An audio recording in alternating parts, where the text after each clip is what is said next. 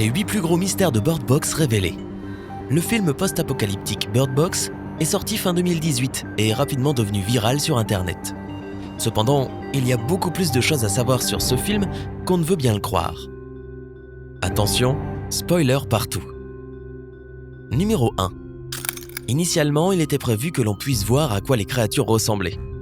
Qui est le monstre ? L'une des choses les plus intrigantes dans ce film, et qui garde les fans bien éveillés la nuit, c'est l'apparition des fameux monstres. Le scénariste Eric Heisserer explique qu'au début, les créateurs du film avaient planifié de montrer les créatures à l'écran. Il devait y avoir une scène où Mallory se retrouvait avec un monstre dans la maison. Mais en fait, dans le film achevé, on ne voit pas la créature, car il se trouve qu'elle n'était pas si effrayante que cela. Elle était même ridiculement drôle. Le monstre ressemblait à un homme reptile vert avec une tête de bébé horrible. Malheureusement, lors du tournage de la scène, Sandra Bullock n'a pas pu s'empêcher de tirer face à la créature. Naturellement, cela n'allait pas avec l'atmosphère pesante du film. Donc la réalisatrice du film, Susanne Bier, a admis qu'il valait mieux retirer la créature du film. Numéro 2. Le film est inspiré du livre mais beaucoup de détails diffèrent du roman. Bird Box est basé sur le livre éponyme écrit par Josh Malerman et publié en 2014. Toutefois, il existe des différences plutôt importantes entre le roman et le film. Alors que l'action se déroule à Détroit dans le roman, les événements du film se déroulent en Californie du Nord.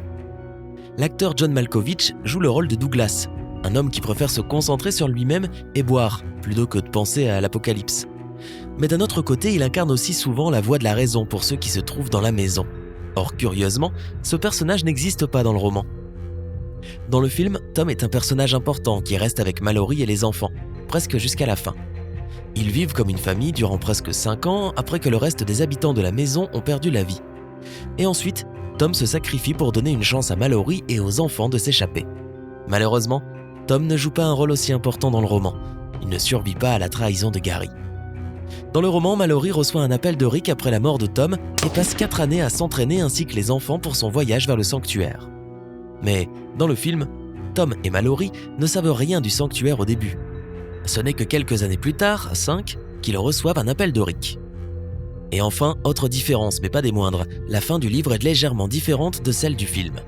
À la fin de ce dernier, tu vois que Mallory et les enfants parviennent sains et saufs au sanctuaire. Là, ils trouvent beaucoup de gens souriants et visiblement heureux. Et l'explication à ce phénomène, c'est que le sanctuaire est une ancienne école pour personnes aveugles. C'est d'ailleurs pour cette raison que les résidents ne peuvent tout simplement pas voir les créatures. Malheureusement, la version du livre est bien plus tragique. Les monstres quittent cet endroit de leur propre chef après que les gens du sanctuaire se soient eux-mêmes crevés les yeux, afin de ne pas voir les monstres. C'est particulièrement barbare. Numéro 3. Bird Box a fait exploser les records de Netflix. Ce nouveau film de la célèbre plateforme a atteint le succès tout de suite après sa mise en ligne. Selon l'Institut Nielsen, une entreprise de mesure d'audience, plus de 26 millions de spectateurs ont regardé le film aux États-Unis la première semaine de sa mise en ligne sur Netflix. Ce film est donc devenu le film Netflix le plus regardé dès sa première semaine. Quant à l'audience mondiale, la rumeur veut que plus de 45 millions de gens aient regardé Bird Box les 7 premiers jours. Mais ni Nielsen ni Netflix n'ont de preuves tangibles. Numéro 4. Sandra Bullock a porté un vrai bandeau durant le tournage et elle s'est amusée comme une folle. C'était son idée de passer la plupart du tournage avec un vrai bandeau. L'actrice pensait que cela ajouterait du réalisme à son jeu d'actrice. D'un autre côté, cela a certainement créé des difficultés additionnelles durant le tournage. Par exemple, Sandra Bullock n'arrêtait pas de foncer dans les caméras. Selon son estimation, elle aurait passé environ 50% du temps de tournage à jouer avec le bandeau. Le moment où elle s'est résolue à retirer son bandeau, c'est lorsqu'elle a dû courir avec filles et garçons dans la forêt. Elle avait besoin de voir au moins les contours des choses qui se trouvaient autour d'elle, afin de n'entraîner aucun enfant contre un arbre. Normalement, lorsqu'un acteur tourne une scène ainsi à l'aveugle, on la tourne plusieurs fois, et il n'y a pas de problème. Numéro 5. Les localisations du film n'arrêtent pas de changer. On dirait que les localisations de Bird Box changent tout au long du film. Au début, on mentionne un endroit en Californie comme Sacramento, Sausalito et Santa Rosa.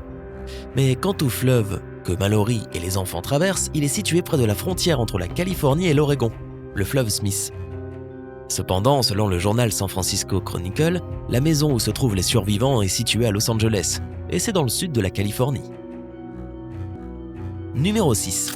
Il y a plusieurs messages cachés dans Bird Box. Après que le film a été diffusé, Les fans ont cherché les messages cachés qu'il pouvait contenir. Certains d'entre eux pensent que l'un des messages du film évoque la peur de devenir parent. Il se trouve que Mallory a des sentiments partagés quant à la maternité. De plus, certaines personnes sont certaines que le fleuve que l'on voit dans le film représente les difficultés du rôle de parent. D'autres pensent qu'il s'agit d'une métaphore pour représenter les gens qui se sentent seuls à l'ère des réseaux sociaux. Au début du film, Mallory peint une toile. Il y a beaucoup de gens dessus, ils semblent être en groupe.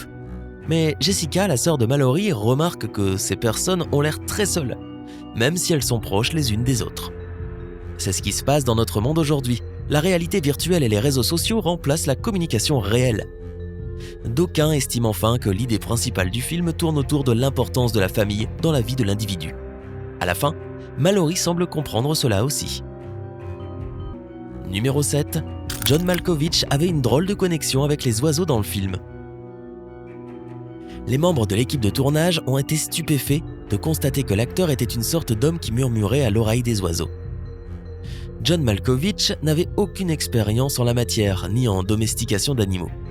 Mais à chaque fois qu'il demandait aux oiseaux de bouger leurs pattes, il le faisait. D'ailleurs, son personnage Douglas est un individu curieux. Malgré son comportement autodestructeur, il semble prédire le futur. Beaucoup de choses se sont passées exactement comme il les avait prévues. Mieux, parfois, durant le film, tu peux te surprendre en train de penser « Oh les gars, si vous aviez écouté Douglas, il ne vous serait pas arrivé ça. » Mais alors, ce serait un drôle de film, non ? Numéro 8. Le titre déroute toujours certaines personnes. Beaucoup de gens trouvent que Bird Box est un drôle de nom pour un thriller. Il a cependant été admis que les oiseaux font partie de l'histoire et qu'ils jouent d'ailleurs un rôle très important. Certains pensent que le nom vient de la boîte à chaussures dans laquelle les enfants gardent les oiseaux, mais il existe une autre opinion, selon laquelle le nom du film indique directement le sanctuaire à la fin, car cet endroit est rempli d'oiseaux. Alors voilà, que penses-tu du nom du film ? Et quels sont les faits de cette vidéo qui t'ont le plus surpris ? Écris ce que tu penses dans les commentaires. Rappelle-toi de nous donner un j'aime, de partager cette vidéo avec tes amis et de t'abonner à notre chaîne pour nous rejoindre sur Sympa.